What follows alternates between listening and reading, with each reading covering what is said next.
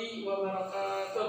Waalaikumsalam warahmatullahi wabarakatuh. Bismillahirrahmanirrahim. Alhamdulillahirabbil alamin. Allahumma shalli ala sayyidina Muhammadin wa ala alihi wa ashabihi wa ummatihi ajmain. Amma ba'du. Alhamdulillah, pertama puja syukur kita panjatkan kehadirat Allah Subhanahu wa taala. Alhamdulillah pada siang hari ini kita sama-sama dikumpulkan, sama-sama dapat membuat atau membantu tugas pada siang hari ini. Salawat salam dalam tercurah limpahkan kepada junjungan kita baginda Nabi Muhammad sallallahu alaihi wasallam. Alhamdulillah, perkenalkan sebelumnya nama saya Doni Darmawan. Saya dari 4 reguler B Fakultas Ilmu Komputer Universitas Subang. Alhamdulillah pada siang hari ini saya berkesempatan untuk membuat tugas yang mana tugas ini ditugaskan oleh mata kuliah interpersonal skill yang diresmi oleh Ibu Lina Anggreni. Alhamdulillah Bunda. Di mana pada kesempatan kali ini izinkan saya untuk merangkum kembali atau menerangkan sedikit tentang apa itu public speaking. Ya, jadi kita diberikan penjelasan oleh Ibu Lina itu tentang public speaking. Insyaallah di sini saya akan mengulas sedikit tentang apa itu public speaking. Ya, semoga apa yang disampaikan oleh saya nanti dapat bermanfaat. Langsung saja kita lanjut ke materi.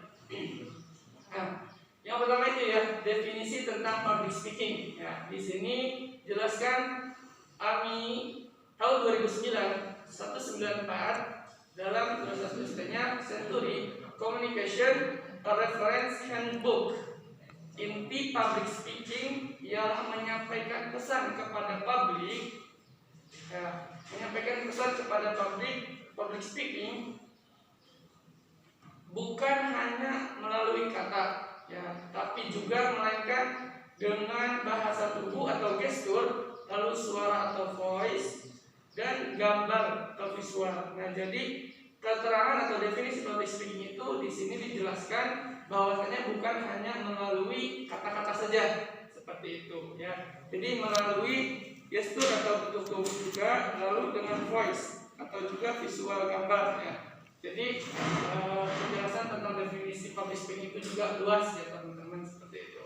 Nah, lalu di sini public speaking juga itu memiliki beberapa pilar, ya, atau pokok-pokok atau fondasi yang ada dalam public speaking itu, ya. Nah, di sini public speaking memiliki 3 pilar inti. Ya, yang pertama ialah verbal, yang kedua vokal, dan ketiga visual. Nah, jadi public speaking ini seperti layaknya sholat, ya, gitu, atau agama itu memiliki pilar, ya. Nah, di sini juga public speaking memiliki 3 pilar inti. Yang pertama ialah verbal, yang kedua vokal, yang ketiga visual. Nah, apa sih yang dimaksud dengan verbal, vokal, dan visual itu? Nah, di sini dijelaskan bahwasanya verbal dalam public speaking ialah pesan yang kita kirimkan. Nah, jadi misalnya kita ingin menyampaikan suatu hal, ingin menyampaikan sesuatu yang kita ingin sampaikan kepada orang lain, itu disebut dengan verbal, gitu. Jadi segala sesuatu informasi yang kita punya yang ingin kita sampaikan kepada orang lain itu disebut verbal. Ya.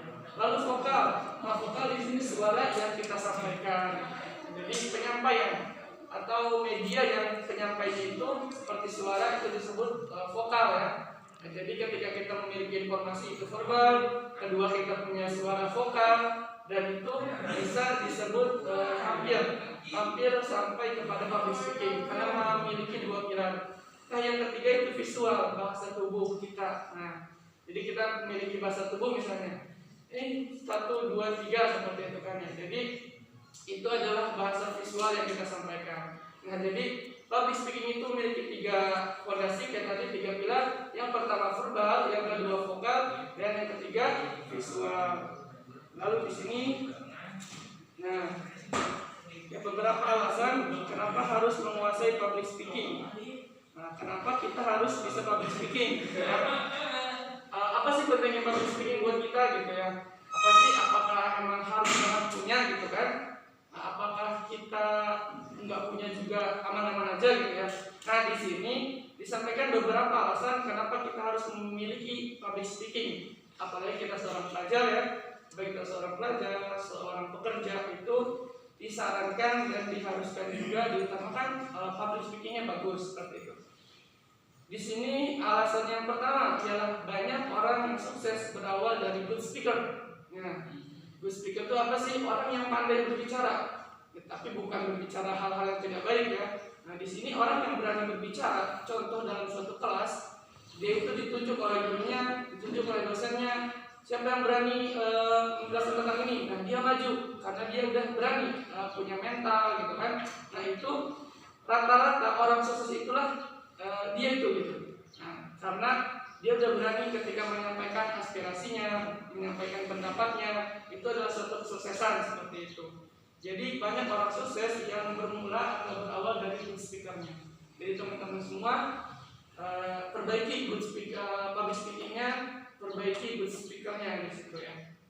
Lalu yang kedua ialah tuntunan zaman dan teknologi. Nah, kita sekarang ya berbagai tugas, jadi banyak tugas-tugas yang memang ketika kita sekolah, ketika kita kuliah itu harus kita berbicara di depan umum gitu kan, kayak menyampaikan PKL, terus KKN kalau di kuliahan seperti itu. Jadi memang tuntutan dari zaman juga, lalu teknologi gitu ya.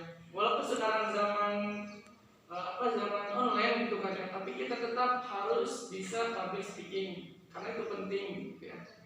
Lalu yang ketiga, alasan kenapa kita harus bisa menguasai public speaking ialah tuntutan profesi. Nah, contoh seorang MC ya, atau seorang kepala bidang, kepala manajer, atau dia sebagai ketua di suatu organisasi, maka dia wajib atau harus memiliki kemampuan public speaking yang baik gitu ya. Karena otomatis dia akan menyampaikan informasi kepada orang lain, otomatis dia akan memberikan arahan gitu kan. Maka di situ dipentingkan sekali dia memiliki public speaking. Nah, yang keempat ini yang mungkin sangat penting ya. Apa sih itu? Yaitu persaingan. Nah, contoh dalam suatu kelas teman-teman ada 45 orang. Ketika yang satu good speakernya bagus, kita pintar tapi kita kurang di good speakernya, kurang di public speakingnya, maka itu akan bisa dipastikan gitu kan, akan kalah sama orang yang bisa good speakernya. Karena ketika seorang menilai itu bukan hanya dari kecerdasannya, bukan hanya kecerdasan otak kiri saja, di mana dia aktif, di mana dia bisa berbicara, di mana dia bisa lebih baik gitu kan daripada yang itu gitu kan, daripada yang satunya lagi. Maka insya Allah persaingan itu kalau kita ikutin, itu kita akan menjadi lebih baik lagi. Jadi ketika memang ada yang lebih baik dalam satu kelas, kita jangan minder gitu kan, tapi pelajarin. Nah, kalau mungkin kita di otak kita pas-pasan gitu kan ya, otaknya belum nyampe nih, nah kita cari dari yang lain. Contohnya adalah public speaking ini. Kita pelajari gimana caranya berbicara di depan orang, gimana cara menyampaikan pendapat gitu ya. Karena banyak orang pintar di sana, banyak orang-orang yang memiliki kecerdasannya luar biasa, tapi tidak bisa menyampaikan kepada orang banyak gitu. Maka di sana juga dikhawatirkan bahwa ilmunya akan mati dan kurang kebermanfaatannya seperti itu. Maka pentinglah di sini ya. Yang pertama tadi ada 4 ya, yaitu tentang persaingan. Lalu ada mitos ya, ada mitos. Tahu mitos? Ya, jadi mitos itu sesuatu yang hanya angan-angan atau hanya gambaran yang tidak ada faktanya gitu atau kebohongan.